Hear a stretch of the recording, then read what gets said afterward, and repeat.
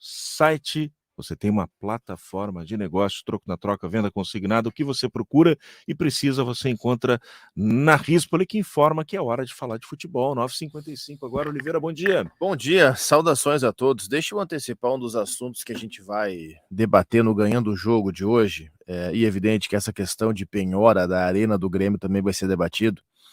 Mas um assunto que hoje completa 235 dias, eu fui contar. Há 235 dias, Pedro Jeromel fazia o seu último jogo pelo Grêmio. Vitória contra o Náutico nos aflitos 3-0, jogo que marcou o retorno matemático do Grêmio para a Série A do Brasileiro. Vitória essa em outubro do ano passado.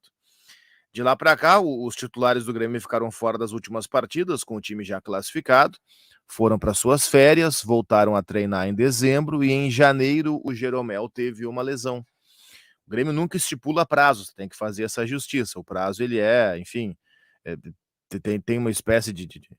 A gente sabe mais ou menos quanto tempo cada lesão demora para voltar, mas cada jogador tem o seu prazo de recuperação diferente. Mas ninguém apostava um tostão sequer que em 6 meses depois ele não teria voltado ainda. A lesão foi em janeiro. Tem notícias ali de março, abril, que dão conta de um retorno de Jeromel aos treinos. Jeromel volta a treinar, volta a correr no gramado.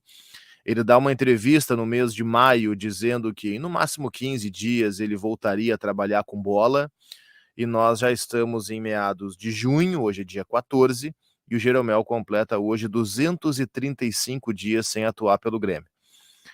Então fica uma dúvida no torcedor do Grêmio, por que o Jeromel vira assunto justo hoje? Porque o Grêmio não tem como escalar 3 zagueiros, que é o seu esquema, no seu próximo jogo do Campeonato Brasileiro. O Grêmio tem o Kahneman suspenso, o Bruno Uvini também suspenso, e os 2 zagueiros à disposição são Bruno Alves e o jovem Gustavo Martins. Tem um terceiro ainda, que é o Natan, mas o Renato, embora jamais vá admitir publicamente, é claro que não tem que admitir mesmo, né? Não seria correto, o Renato não gosta muito do Natan. O Natan vinha ganhando espaço ano passado, especialmente com o Roger, e foi para a última posição da fila esse ano. Há um consenso no Grêmio de que o Natan é um zagueiro muito baixo. Enfim, por N motivos, o Renato não é muito fã do Natan. Então, muito dificilmente, para não dizer quase impossível, o Grêmio vá com 3 zagueiros contra o América. Qual seria o terceiro zagueiro? Jeromel, se não estivesse lesionado desde janeiro. Então, é evidente que essa questão precisa ser trabalhada de uma forma talvez mais transparente do próprio Grêmio.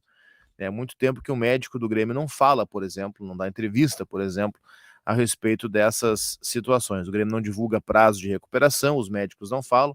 A última versão oficial que nós tivemos da lesão do Jeromel foi dada pelo próprio Jeromel, que, pasmem, é um ótimo zagueiro, mas não é médico. Então, eu acho que essas coisas precisam ser abordadas de uma outra forma. Mas, enfim, isso no que diz respeito ao Jeromel, que fecha hoje 235 dias desde sua última aparição no Grêmio.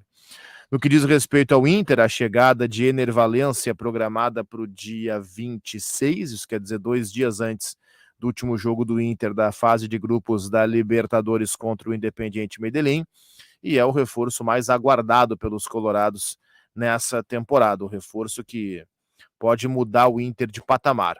Eu ontem buscava números, por exemplo, da carreira do Ener Valencia, que vive nesse momento, ou a melhor fase dessa sua carreira.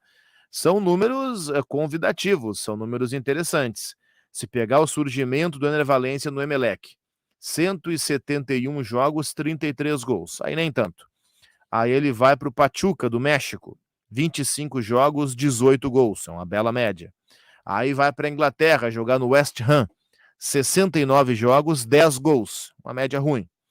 Vai jogar no Everton, que é um clube de Liverpool, 23 jogos e 3 gols, uma média horrível.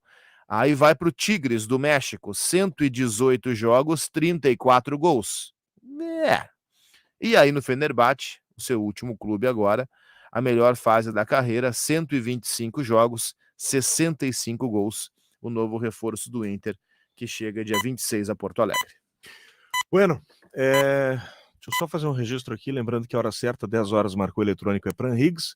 Associação Médica do Rio Grande do Sul e CREMERS, Lei do Ato Médico, 10 anos de defesa da medicina, CREMERS, orgulho de ser médico, é o Conselho Regional de Medicina do Rio Grande do Sul.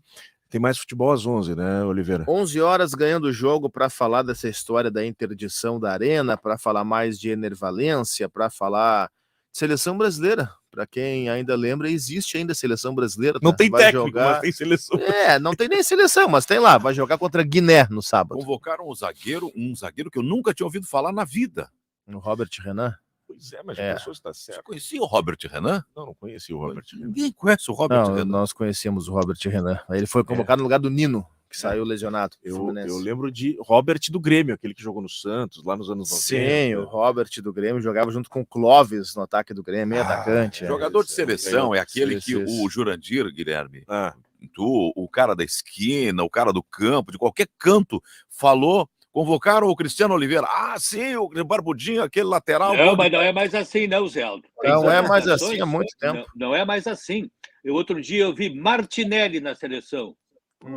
Eu nunca tinha ouvido falar em Martinelli. Martinelli eu então, conheço. São jogadores que saem jovens daqui. Aquele Aquele Matheus Cunha. Matheus Cunha é outro. Eles saem jovens hoje em dia eles saem antes de todos participar. Né? O goleiro do aparece na seleção. E quem não é do métier, né? Eu gosto de futebol, acompanho relativamente, mas não sou do métier. E muitos nomes que surgem na seleção, eu nunca tinha ouvido falar. Isso é o goleiro do City, né, Jurandir?